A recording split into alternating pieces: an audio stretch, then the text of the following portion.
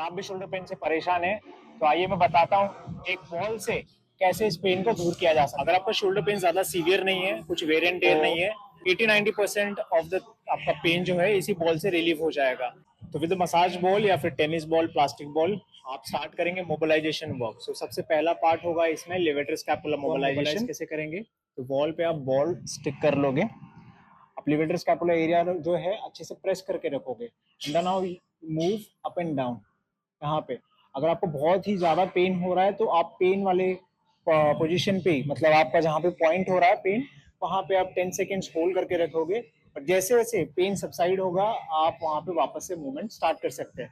Make sure अगर pen बढ़ रहा है तो आप उसको वहीं पे स्टॉप करोगे, वहां पे कंटिन्यू नहीं करना है। नेक्स्ट है आपका पोस्टीरियर रोटेटर कफ। तो पोस्टीरियर रोटेटर कफ जहाँ पे मैंने बॉल रखा हुआ है, सेम वे आप अपना एल्बो को होल्ड करोगे, क्रॉस सेट, और वहाँ पे प्रेस करके फिर will go side to side. यहाँ पे भी आप अप एंड डाउन मूवमेंट कर सकते हो। और फर्स्ट पॉइंट में जैसे बताया था, अगर पेन बढ़ रहा है तो आपको वो मोबिलाइजेशन वहीं पे स्टॉप करना है, इसको आगे कंटिन्यू।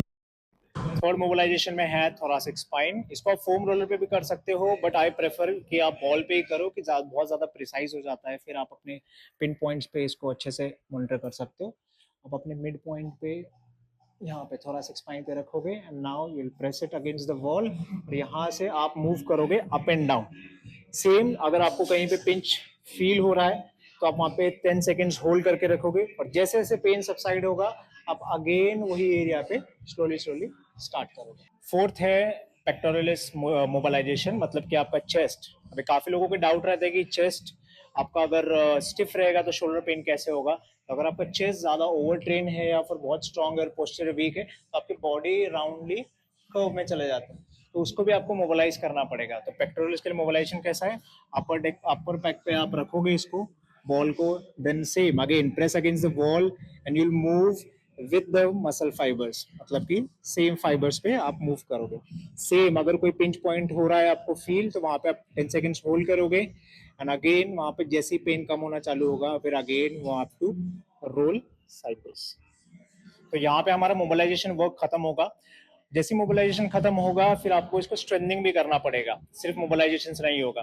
तो मोबिलाइजेशन होने के बाद स्ट्रेंथनिंग के लिए हम स्टार्ट करेंगे आइसोमेट्रिक स्ट्रेंथनिंग, मतलब कि रेंज ऑफ मोशन आपको होल्ड करके रखना है। तो सबसे पहले हम जाएंगे शोल्डर फ्लेक्शन की तरफ। तो आपको ऐसे कोई भी पोडियम लेना है या कुछ भी बार या कुछ भी लगा सकते हो। स्ट्रेट सिंपली आपको नीचे हाथ रखे आपको शोल्डर जो है ऊपर की तरफ लिफ्ट करने के लिए ट्राई करना है। जैसे आप इसको लिफ्ट करोगे आपका एंटीरियर डेल्ट एंगेज होगा। तो ये सारे रेपिटेशन जो भी आइसोमेट्रिक के, आप इसको 30 सेकेंड्स तक होल्ड करके रख सकते हैं, या आपका अगर होल्ड कैपेसिटी नहीं है तो you can work up to 10 to 20 second, और इसके आप 4 to 5 सेट भी कर सकते हो। नेक्स्ट मूवमेंट है shoulder abduction, in simple language मतलब कि लैटरल रेजिस।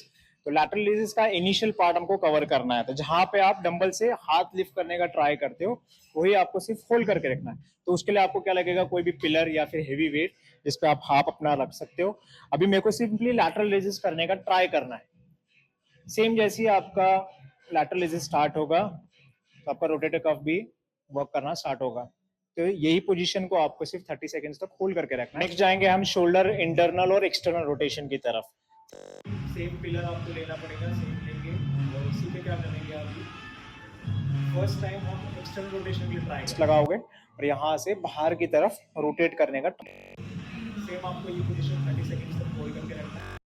इसी का अपोजिट हो जाएगा अंदर की तरफ पिलर के बैक से, वहां से आपको अंदर करके होल्ड करना है।